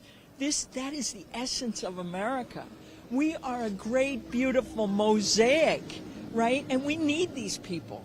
Look at us. We're gray. We're old. We need young people. We need all the young people we can get. And they are coming and working and contributing, and we should be embracing them, you know, and helping them. And helping our wonderful neighbors who are young Americans, right? They are all included in this. We need all the young people we can get to carry us forward. That's the innovation. There's a lot of work that's been done, and they will only build on it. So we're here. We're doing our best to welcome these visitors and to support them in any way possible, to make it a little less horrible for them.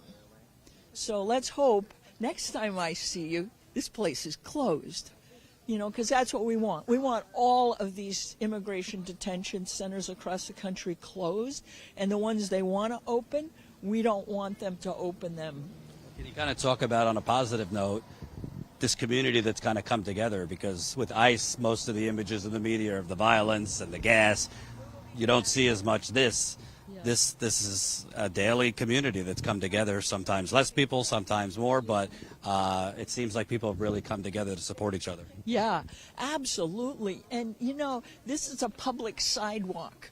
And when I first came here, they sent out their biggest guard, and they said to me, "You got to move. You can't be here. This is all federal land." I said, "Oh, that must be my land, right?" But he said, "Well, then we'll call the authorities." So he's tromped away. So next thing I know, here I called my lawyer. He's like, "It's public sidewalk." Here comes a sheriff's van. I thought, oh, they called the authorities. Oh, no, the guy drove by, honked twice, and gave me a thumbs up. So, since then, they have not bothered anybody. This is a public sidewalk. We have the support of the county, which during the winter we appealed to them and to the city to help provide shelter because people were waiting outside in 0-degree weather for hours. It was a code blue emergency. So finally they came with a tent in early January, and we've been able to use that for shelter, and we actually got our demand, which was let the visitors go in and wait inside. This is the only detention center where they made them wait outside for hours in the blazing heat and the freezing cold this year. So finally now they take them in, which is where they should be. So some of this, because of all the wonderful people from all over New Jersey, South Jersey, North Jersey, Central Jersey, all over the towns, churches, organizations, individuals have all come here and filtered through this effort, right? This just holding space, being here, trying to help. And because of that, I think there are some things that have been better. We've also made sure that Menendez has been in there. MacGyver's been in there. Senator Kim went in, interviewed 50 people, came out and immediately called for it to be closed. So they're all on record saying it should be closed. We need to up the effort on that these next couple months and find a way to close this facility. This is an abomination. It's in our backyard. And the only thing I can say is we're just not looking away. We're not forgetting that it's here, because it's easy to do. It's easy to forget that. For people watching from Jersey, New York, nearby, how can they get involved with support? Come down any day. We're here Tuesday, Thursday evenings, 4 to 9. Come on down, meet the visitors, help us. And then Monday, Wednesday, Friday, we vigil. 10 in the morning until 11. We just start here. And then Saturday and Sunday, we're here all day. And there's activities, there's different things. People are collecting gift cards to give to the families because many of them, their breadwinner is inside. They don't have any income. There are GoFundMes that you can find on Pax Christi and other connections where you can contribute to the families, and that's all hugely helpful, in this time of total chaos and distress. And my last question for you, you mentioned you got the gray hairs and are of an older generation. What does it say about this country right now? We're dropping bombs, $2 billion a day in Iran. For-profit prisons making $250 million they made in profit last year. We're pouring money into the surveillance state, AI, while people can't eat. People are struggling to put gas in the car. It really feels like people feel like they're at a breaking point. Yeah, we have a lot of challenges ahead of us, right? The young people especially, but I'm so impressed by the number of young people who are so alert to all of this and have really great organizing skills. So this is America. This is not going to stop, and people are going to use every resource, every freedom, and every right to meet our responsibilities, which is to be good, active Americans and protect the freedoms of this country, So, yeah, people have a big job ahead of them. This is not new. You can look back on history and see over and over there's these attempts, and they don't end. And so people have to just see that and say, okay, this is where we're going next. And maybe something even better will come out of it. We'll be standing on more firm ground for the next generations. Can I take one of those if you don't mind? Oh, yes, Yeah. please. This is us, Eyes on Ice, and then this is your call to the call to conscience for the employees. You know, and all the major religions are quoted on the back. So anyway, thank you for your work. Yeah. Thank you for doing it. Yeah, thanks, you guys. I'm going to just exchange info. I just want to give you my card. Oh, okay, great. Yeah, because I have to say that the person waiting on people not saying that. Let's change the narrative, right? We're going to change it. Okay, great, good. Thank you, guys. Have a good day. You got to love people like that, you know? Without activists, without people who have been doing it for decades, we would have nothing to cover.